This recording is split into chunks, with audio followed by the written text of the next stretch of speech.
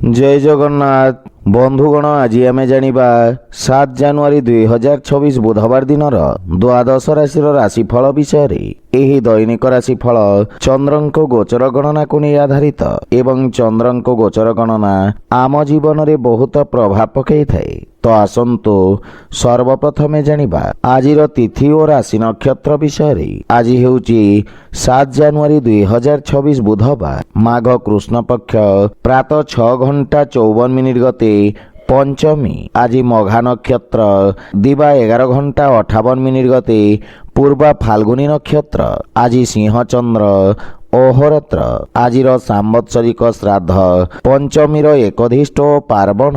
आजिर शुभ बेला प्रातः 6:33 रु 7:17 पर्यंत।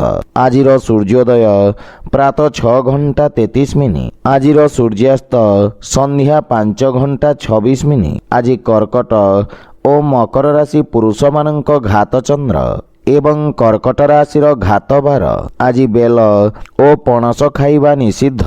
तो बंधुगण आसंतु जानिबा आजिर राशिफल विषय। ता पूर्वरु आम चैनल को जो मैंने नुआ करी आछंती तळे थिवा लाल रंगर सब्सक्राइब बटन को दबाई आम चैनल को सब्सक्राइब करंतो और पाखरे थिवा घंटी बटन को दबाई ऑल रे सिलेक्ट करंतो। काहेकि ना आमे अपलोड करिथिवा प्रत्येक वीडियो रो नोटिफिकेशन आपण सर्वप्रथमे पाई परिबे। तो प्रथमे जानिबा मेष राशि विषय। आपणक राशि पंचम भाव रे चंद्रदेवंक गोचर आपणक कार्यक्षेत्र रे सफलतार नूतन कीर्तिमान स्थापित करिब। दिनटी समस्त छात्र छात्री मानक पई विशेष शुभ फलदायक रहिब। आपणक अधिकार तथा दायित्व रे वृद्धि पाइब एवं वेतन वृद्धि हेबार मध्य जोग रहिछि। परिश्रमर उत्तम परिणाम प्राप्ति हेब। आपणकर सफलता द्वारा किछि लोक आघात पाइबे। सेथिपई कार्य संबंधित षडयंत्ररु सावधान रुहंतु। किंतु पारिवारिक कलहरु आपणको दूरे रहिबा उचित एवं गृहर सदस्यंक सहित कथावार्ता करिबा समय बाणी रे माधुर्य बजाय रखंतु। प्रेम जीवन रे बाणीर कठोरता हेतु संपर्क रे फाट सृष्टि होई पारे। सेथिपई जुक्ति तर्क और वाद विवाद रु आपण दूरे रुहंतु। आर्थिक स्थिति क्षेत्र रे आकस्मिक धन लाभर जोग रहिछि एवं आर्थिक स्थिति रे सुधार आसिब। कार्य व्यस्तता मध्य रे स्वास्थ्य अवस्थार विषय ध्यान रखंतु। खाद्य एवं विश्रामर संपूर्ण जत्न नियंतु। आज आपण ओं आदित्याय नमः मंत्रर जप करंतु शुभ फल पाइबे। वृष राशि चंद्रदेवंक चतुर्थ भाव रे गोचर कारणरू किछि समस्या आपणको हैरान करि पारि। कर्म क्षेत्र रे परिवर्तन एवं स्थानांतरणर संभावना रहिछि। किंतु आपणक कठिन परिश्रम एवं धैर्य बल रे आपण समस्त समस्या रो मुक्ति पाई परिबे। आपणक आत्मविश्वास वृद्धि पाइब एवं निष्पत्ति नेबार क्षमता विकसित हेब। जहा फल रे आपणकर किछि गुरुत्वपूर्ण कार्य समाधान हेबार संभावना रहिछि। पारिवारिक जीवन रे पारिवारिक संपर्क खराब होई पारे। सेथिपई गृह कलहरु बंचिबा पई आपण परिवारर परिवेश को सकारात्मक रखिबार प्रयास करंतु। मातांक सहित थिबा मतभेद को विचार विमर्श करी समाधान करिवा परे मानसिक शांति बजाय रहिब। आर्थिक दृष्टिरू सामान्य संघर्ष करिबाकू पड़ी पारे किंतु परिणाम आपणक पई उत्तम रहिब। अनावश्यक खर्च सीमित रखंतु एवं रक्तचाप रोगी स्वास्थ्य अवस्थार विशेष जत्न नेबा आवश्यक। आज आपण असहाय व्यक्ति को साहाय्य करंतु शुभ फल पाइबे। मिथुन राशि आपणक तृतीय भाव रे चंद्रदेवंक गोचर आपणक राजनैतिक वर्चस्व रे वृद्धि करिब एवं आपणक पराक्रम रे मध्य वृद्धि घटिब। आपण निज भितरे एक नूतन सकारात्मक शक्ति अनुभव करने समर्थ हेबे। सामाजिक मान सम्मान वृद्धि पाइब। आपणक भाई भौणी साहाय्य रे समस्त कार्य सफल हेब। पारिवारिक परिवेश स्वाभाविक रहिब किंतु आपणक भाई भौणी माने किछि समस्यार सम्मुखीन होई पारंती।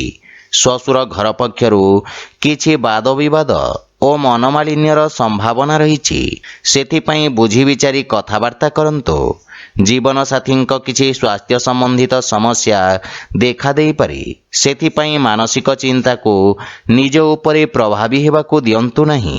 ଆର୍ଥିକ ସ୍ଥିତି ଉତ୍ତମ ଅନୁକୂଳ ରହିଛି ଏବଂ କୌଣସି ପ୍ରକାର ଗୁପ୍ତ ମାର୍ଗ ମାଧ୍ୟମରେ ଧନ ପ୍ରାପ୍ତିର ସମ୍ଭାବନା ରହିଛି। କିନ୍ତୁ ସ୍ୱାସ୍ଥ୍ୟାବସ୍ଥାରେ ଅନିୟମିତ ରକ୍ତଚାପ ଜନିତ ସମସ୍ୟା ଦେଖାଦେଇପାରେ। ସେଥିପାଇଁ ସ୍ୱାସ୍ଥ୍ୟକୁ ଅଣଦେଖା କରନ୍ତୁ ନାହିଁ। ଆଜି ଆପଣ ଭଗବାନ କୃଷ୍ଣଙ୍କୁ ତୁଳସୀ ଦଳ ଅର୍ପଣ କରନ୍ତୁ, ଶୁଭଫଳ ପାଇବେ। କର୍କଟ ରାଶି, ଆପଣଙ୍କ ଦ୍ୱିତୀୟ ଭାବରେ ଚନ୍ଦ୍ରଦେବଙ୍କୁ ଗୋଚର ଆପଣଙ୍କ ସାଥୀମାନଙ୍କ ସହିତ ସମ୍ପର୍କରେ କିଛି ତିକ୍ତତା ଆଣିପାରେ। କିନ୍ତୁ ବାଣିଜ୍ୟ ବ୍ୟବସାୟ ଦୃଷ୍ଟିକୋଣରୁ ଦିନଟି ଉତ୍ତମ ଲାଭଦାୟକ ରହିଛି। ଆପଣ କାର୍ଯ୍ୟକ୍ଷେତ୍ରରେ ଉତ୍ତମ ସଫଳତା ପ୍ରାପ୍ତ କରିବେ। ରୋଜଗାର ବା ନିଯୁକ୍ତି କ୍ଷେତ୍ରରେ ପଦୋନ୍ନତିର ସମ୍ଭାବନା ରହିଛି। ଯେକୌଣସି କାର୍ଯ୍ୟରେ ଯାତ୍ରା କରିବା ଆପଣଙ୍କ ପାଇଁ ଲାଭଦାୟକ ପ୍ରମାଣିତ ହେବ। କିନ୍ତୁ ପାରିବାରିକ ଜୀବନରେ ଜୀବନସାଥୀଙ୍କ କିଛି କଥା ଆପଣଙ୍କୁ କଷ୍ଟ ଦେବ। କିନ୍ତୁ ପିତାଙ୍କ ପୂର୍ଣ୍ଣ ସହଯୋଗ ଓ ମାର୍ଗଦର୍ଶନ ଆପଣଙ୍କୁ ଲାଭ ପ୍ରଦାନ କରିବ। ମାତା ଓ ଜୀବନସାଥୀଙ୍କ ମଧ୍ୟରେ କିଛି ବିବାଦର ସମ୍ଭାବନା ରହିଛି, ଯାହା ପାରିବାରିକ କନ୍ଦଳ ସୃଷ୍ଟି କରିପାରେ। ପ୍ରେମ ସମ୍ବନ୍ଧରେ ପ୍ରଗାଢ଼ତା ଆସିବ ଏବଂ ଆର୍ଥିକ ସ୍ଥିତି କ୍ଷେତ୍ରରେ ଆଂଶିକ ଧନଲାଭ ବା ସମ୍ପତ୍ତିରୁ ଆପଣ ଲାଭବାନ ହେବେ। ସ୍ୱାସ୍ଥ୍ୟାବସ୍ଥା ଉତ୍ତମ ଅନୁକୂଳ ରହିଛି ଏବଂ ଆପଣ ରୋଗରୁ ମୁକ୍ତି ପାଇବେ। ଆଜି ଆପଣ ସୂର୍ଯ୍ୟଦେବଙ୍କୁ ସିନ୍ଦୁର ମିଶ୍ରିତ ଜଳ ଅର୍ପଣ କରନ୍ତୁ, ଶୁଭଫଳ ପାଇବେ। ସିଂହ ରାଶି, ଆପଣଙ୍କ ରାଶି ସ୍ଥାନରୁ ଚନ୍ଦ୍ରଦେବଙ୍କ ଗୋଚର ଆପଣଙ୍କ କାର୍ଯ୍ୟରେ ସଫଳତା ପ୍ରଦାନ କରିବ। ବିରୋଧୀ ଓ ଶତ୍ରୁମାନଙ୍କୁ ପରାସ୍ତ କରିବାରେ ଆପଣ ସଫଳ ହେବେ। ଯଦି କୌଣସି ଆଇନଗତ ବିବାଦ ଚାଲିଛି, ତେବେ ବିଜୟର ଶୁଭ ସମ୍ଭାବନା ରହିଛି। ଅନ୍ୟମାନଙ୍କ କ୍ଷେତ୍ରରେ ହସ୍ତକ୍ଷେପ କରିବା ଆପଣଙ୍କୁ କ୍ଷତି ପହଞ୍ଚାଇବ। ରୋଜଗାର କ୍ଷେତ୍ରରେ ଏହି ଗୋଚର ଆପଣଙ୍କୁ ଶୁଭଫଳ ପ୍ରଦାନ କରିବ ଏବଂ ପରିସ୍ଥିତି ଉତ୍ତମ ହେବାକୁ ଲାଗିବ। ପାରିବାରିକ ସ୍ତରରେ ଆପଣ ଜୀବନସାଥୀଙ୍କ ଭାବନାକୁ ସମ୍ମାନ କରିବେ ଏବଂ ପ୍ରେମ ଭାବ ବୃଦ୍ଧି ପାଇବ। ପରସ୍ପର ମଧ୍ୟରେ ଗୁରୁତ୍ୱପୂର୍ଣ୍ଣ ବିଷୟରେ ଚର୍ଚ୍ଚା କରିବେ, ଯାହା ଜୀବନ ସମ୍ବନ୍ଧିତ ଗୁରୁତ୍ୱପୂର୍ଣ୍ଣ ନିଷ୍ପତ୍ତି ନେବାରେ ଆପଣଙ୍କୁ ସାହାଯ୍ୟ କରିବ। କୌଣସି ସମ୍ପର୍କୀୟଙ୍କ କଥାବାର୍ତ୍ତା ଆପଣଙ୍କୁ ବ୍ୟଥିତ କରିବ ଏବଂ ପ୍ରେମ ସମ୍ପର୍କକୁ ନେଇ ଆପଣ ସାମାନ୍ୟ ଚିନ୍ତିତ ରହିବେ। ଆର୍ଥିକ ସ୍ଥିତି ଦୃଷ୍ଟିରୁ ସମୟ ଉତ୍ତମ ଅନୁକୂଳ ରହିଛି ଏବଂ ପୁରୁଣା ଋଣ ଭାରରୁ ମୁକ୍ତି ମିଳିବ।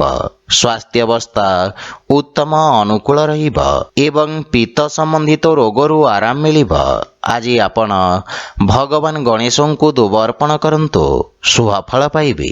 କନ୍ୟା ରାଶି, ଆପଣଙ୍କ ଦ୍ୱାଦଶ ଭାବରେ ଚନ୍ଦ୍ରଦେବଙ୍କ ଗୋଚର ଆପଣଙ୍କ ରୋଜଗାର କ୍ଷେତ୍ରରେ କିଛି ବାଧାବିଘ୍ନ ସୃଷ୍ଟି କରିବ। କ୍ରୋଧର ଅଧିକତା ଆପଣଙ୍କ ପାଇଁ କ୍ଷତିକାରକ ହେବ। ସେଥିପାଇଁ କୌଣସି ନିଷ୍ପତ୍ତି ନେବା ପୂର୍ବରୁ ଭବିଷ୍ୟତର ଯୋଜନା ବିଷୟରେ ଭଲ ଭାବରେ ଚିନ୍ତା କରିବା ଲାଭଦାୟକ ହେବ। ଛାତ୍ରଛାତ୍ରୀମାନଙ୍କୁ ନିଜ ଏକାଗ୍ରତା ବଜାୟ ରଖିବାକୁ ଅଧିକ ସଂଘର୍ଷ କରିବାକୁ ପଡ଼ିବ। ପାରିବାରିକ ଜୀବନରେ ବୈବାହିକ ଦାମ୍ପତ୍ୟ ଜୀବନରେ ସୁଧାର ଆସିବ। କିନ୍ତୁ ପ୍ରେମ ଜୀବନ ପାଇଁ ସମୟ ଅନୁକୂଳ ନୁହେଁ। ଧାର୍ମିକ ଆଧ୍ୟାତ୍ମିକ କାର୍ଯ୍ୟ ପ୍ରତି ଆପଣଙ୍କ ରୁଚି ବଢ଼ିବ। ଆର୍ଥିକ ସ୍ଥିତି ଉତ୍ତମ ଅନୁକୂଳ ରହିଛି ଏବଂ ଆର୍ଥିକ ଲାଭ ପ୍ରାପ୍ତ କରିବେ। ଅନାବଶ୍ୟକ ଖର୍ଚ୍ଚରେ ନିୟନ୍ତ୍ରଣ ଲାଗି ରହିବ। ବ୍ୟବସାୟୀମାନଙ୍କ ଆୟ ବୃଦ୍ଧି ପାଇବ, କିନ୍ତୁ କିଛି ଶାରୀରିକ ଅସୁବିଧାର ସମ୍ଭାବନା ରହିଛି। ଆଜି ଆପଣ ଗୋମାତାଙ୍କୁ ଖାଇବାକୁ ଦିଅନ୍ତୁ, ଶୁଭଫଳ ପାଇବେ। ତୁଳା ରାଶି, ଆପଣଙ୍କ ରାଶିରୁ ଏକାଦଶ ଭାବରେ ଚନ୍ଦ୍ରଦେବଙ୍କ ଗୋଚର ଆପଣଙ୍କ ଲାଭର ସ୍ଥିତିରେ ବୃଦ୍ଧି କରିବ। କାର୍ଯ୍ୟକ୍ଷେତ୍ରରେ ଆପଣଙ୍କ ସ୍ଥିତିରେ ଉନ୍ନତି ହେବ ଏବଂ ଆପଣଙ୍କର କାର୍ଯ୍ୟଦକ୍ଷତା ଅତ୍ୟନ୍ତ ଉତ୍ତମ ରହିବ। ବ୍ୟବସାୟୀମାନେ ନିଜ ବୁଦ୍ଧିର କୌଶଳ ବଳରେ କିଛି ଗୁରୁତ୍ୱପୂର୍ଣ୍ଣ ବ୍ୟବସାୟିକ ସଫଳତା ହାସଲ କରିବେ। କିନ୍ତୁ ପାରିବାରିକ ଜୀବନରେ ପରିବାର ସଦସ୍ୟଙ୍କ ମଧ୍ୟରେ ଭିନ୍ନତା ଏବଂ ବିବାଦର ସମ୍ଭାବନା ରହିଛି ଏବଂ ମାତାଙ୍କ ସ୍ୱାସ୍ଥ୍ୟ ଉପରେ ଖରାପ ପ୍ରଭାବ ପଡ଼ିବ। ସେଥିପାଇଁ ମାତାଙ୍କ ସ୍ୱାସ୍ଥ୍ୟାବସ୍ଥାର ବିଶେଷ ଯତ୍ନ ନେବା ଆବଶ୍ୟକ। ଆପଣ ସାମାନ୍ୟ ମାନସିକ ଚିନ୍ତା ଅନୁଭବ କରିବେ, କିନ୍ତୁ ଜୀବନସାଥୀଙ୍କ ସହିତ ସମ୍ପର୍କରେ ପ୍ରଗାଢ଼ତା ଆସିବ ଏବଂ ପ୍ରେମ ଜୀବନରେ ପ୍ରେମୀଙ୍କ ସହିତ ସମୟ ବ୍ୟତୀତ କରିବାର ଅବସର ମିଳିବ। ଆର୍ଥିକ ସ୍ଥିତି କ୍ଷେତ୍ରରେ ଆପଣ ଯେକୌଣସି ଚଳନଶୀଳ ଏବଂ ଅସ୍ଥାବର ସମ୍ପତ୍ତିରେ ବିନିଯୋଗ କରିପାରିବେ, ଯାହା ଆପଣଙ୍କୁ ଲାଭ ପ୍ରଦାନ କରିବ।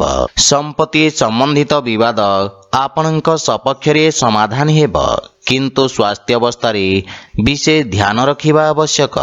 ଆଜି ଆପଣ ଗୋପାଳ ସହସ୍ରନାମର ପାଠ କରନ୍ତୁ, ଶୁଭଫଳ ପାଇବେ। ବିଛା ରାଶି, ଆପଣଙ୍କ ଦଶମ ଭାବରେ ଚନ୍ଦ୍ରଦେବଙ୍କ ଗୋଚର ଆପଣଙ୍କୁ ଅନୁକୂଳତା ପ୍ରଦାନ କରିବ। ଆଜି ଆପଣ ଊର୍ଜାବାନ ଅନୁଭବ କରିବେ। ଆପଣଙ୍କ କାର୍ଯ୍ୟକୁଶଳତା ଓ ଦକ୍ଷତା ବଳରେ ଆପଣ କାର୍ଯ୍ୟକ୍ଷେତ୍ରରେ ଉତ୍ତମ ସଫଳତା ଅର୍ଜନ କରିବେ।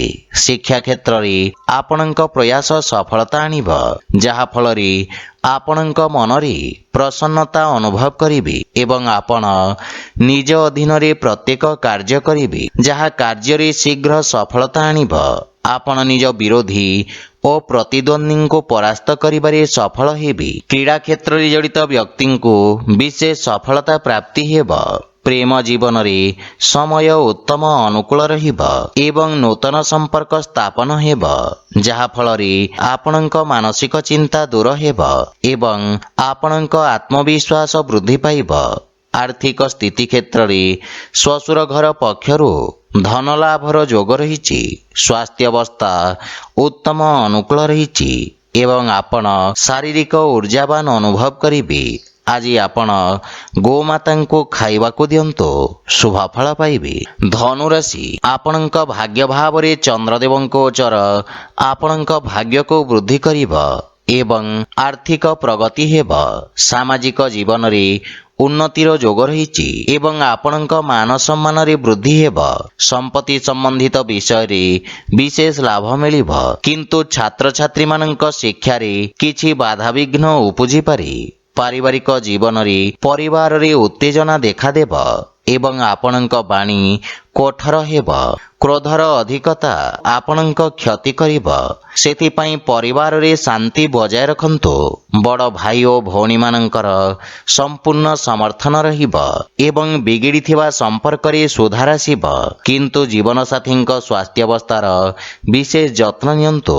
ଆର୍ଥିକ କ୍ଷେତ୍ରରେ ଅନାବଶ୍ୟକ ଖର୍ଚ୍ଚ ଉପରେ ପ୍ରତିବନ୍ଧକ ଲଗାଇବାର ଆବଶ୍ୟକ ରହିଛି, ଅନ୍ୟଥା ବଡ଼ କ୍ଷତିର ସମ୍ଭାବନା ରହିଛି।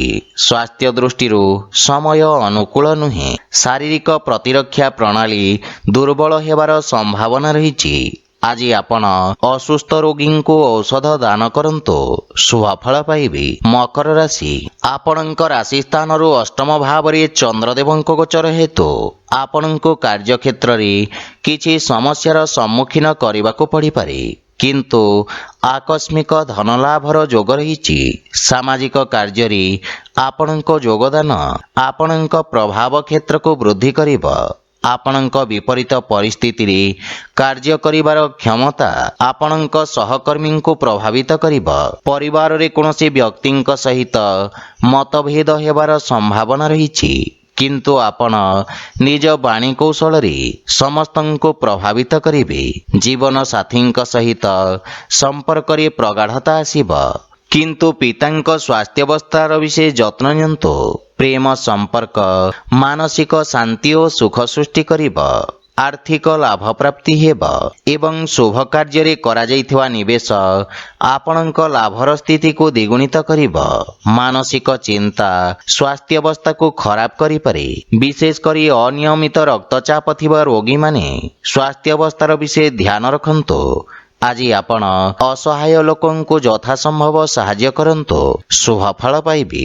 କୁମ୍ଭ ରାଶି, ଆପଣଙ୍କ ସପ୍ତମ ଭାବରେ ଚନ୍ଦ୍ରଦେବଙ୍କ ଗୋଚର ଆପଣଙ୍କ ସହଯୋଗୀଙ୍କ ଦ୍ୱାରା ଲାଭ ପ୍ରଦାନ କରିବ।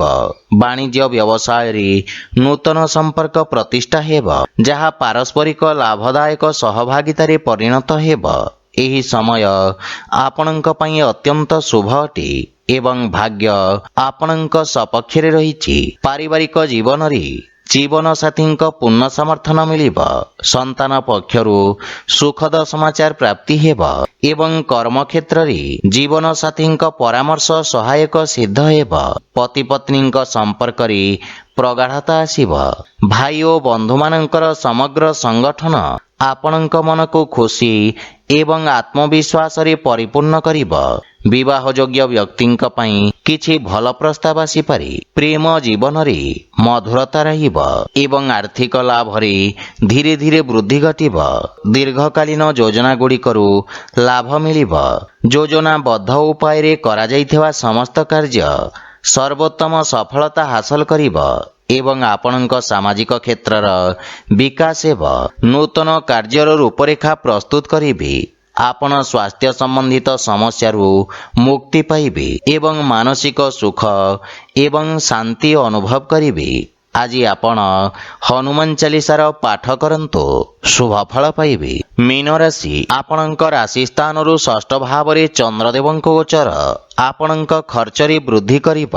ଆପଣ ନିଜ ବୁଦ୍ଧି ଏବଂ କୌଶଳ ବଳରେ ନିଜ ସମସ୍ତ ଲକ୍ଷ୍ୟକୁ ହାସଲ କରିବାରେ ସକ୍ଷମ ହେବେ। ଆପଣଙ୍କ କିଛି ଗୁପ୍ତ ଶତ୍ରୁ ଆପଣଙ୍କ ଭାବମୂର୍ତ୍ତିକୁ ନଷ୍ଟ କରିବାର ପ୍ରୟାସ କରିବେ। ଆପଣ ନୂତନ ଲୋକଙ୍କ ସହିତ ସାକ୍ଷାତ କରିବେ। କ୍ୟାରିୟରରେ ଉତ୍ତମ ଉନ୍ନତିର ଯୋଗ ରହିଛି। ନୂତନ କାର୍ଯ୍ୟ କରିବାକୁ ଚେଷ୍ଟା କରିବେ ଏବଂ କାର୍ଯ୍ୟକ୍ଷେତ୍ରରେ ସ୍ଥିତିରେ ସୁଧାର ଆସିବ। ସହକର୍ମୀଙ୍କ ପରାମର୍ଶରୁ ଆପଣ ଉପକୃତ ହେବେ। ମାତୃଳ ଘର ପକ୍ଷରୁ ପୂର୍ଣ୍ଣ ସହଯୋଗ ଓ ମାର୍ଗଦର୍ଶନ ପ୍ରାପ୍ତି ହେବ, କିନ୍ତୁ ପାରିବାରିକ କଳହରୁ ଆପଣଙ୍କୁ ଦୂରେଇ ରହିବା ଉଚିତ ତଥା ପରିବାର ସଦସ୍ୟଙ୍କ ସ୍ୱାସ୍ଥ୍ୟାବସ୍ଥାର ବିଷୟ ଧ୍ୟାନ ରଖନ୍ତୁ। ପ୍ରେମ ଜୀବନରେ ବାଣୀର କଠୋରତା ହେତୁ ସମ୍ପର୍କରେ ଫାଟ ସୃଷ୍ଟି ହୋଇପାରେ। ସେଥିପାଇଁ ଅନାବଶ୍ୟକ ବାଦ ବିବାଦ ଓ ଯୁକ୍ତିତର୍କରୁ ଆପଣ ଦୂରେଇ ରୁହନ୍ତୁ। ଯଦି ଆପଣ ବ୍ୟବସାୟିକ ଋଣ ପାଇଁ ଚେଷ୍ଟା କରୁଛନ୍ତି, ତାହେଲେ କୌଣସି ପରିଚିତ ବ୍ୟକ୍ତିଙ୍କ ସାହାଯ୍ୟ ପାଇବାର ସମ୍ଭାବନା ରହିଛି। ଗଣ୍ଠି ପୀଡ଼ା ଯନ୍ତ୍ରଣା ଭୋଗୁଥିବା ରୋଗୀମାନେ ବିଶେଷ ଉପକୃତ ହେବେ। ଆଜି ଆପଣ ବୃଦ୍ଧ ଲୋକଙ୍କୁ ସାହାଯ୍ୟ କରନ୍ତୁ, ଶୁଭ ଫଳ ପାଇବେ। ତ ବନ୍ଧୁଗଣ, ଏହା ଥିଲା ଆଜିର ରାଶିଫଳ ବିଷୟରେ। ଯଦି ଭିଡ଼ିଓଟି ଆପଣମାନଙ୍କୁ ଭଲ ଲାଗିଥାଏ, ଲାଇକ୍, ସେୟାର ଓ କମେଣ୍ଟ କରି ଜଣାନ୍ତୁ ଏବଂ ଆମ ଚ୍ୟାନେଲକୁ ସବସ୍କ୍ରାଇବ୍ କରନ୍ତୁ। ଜୟ ଜଗନ୍ନାଥ।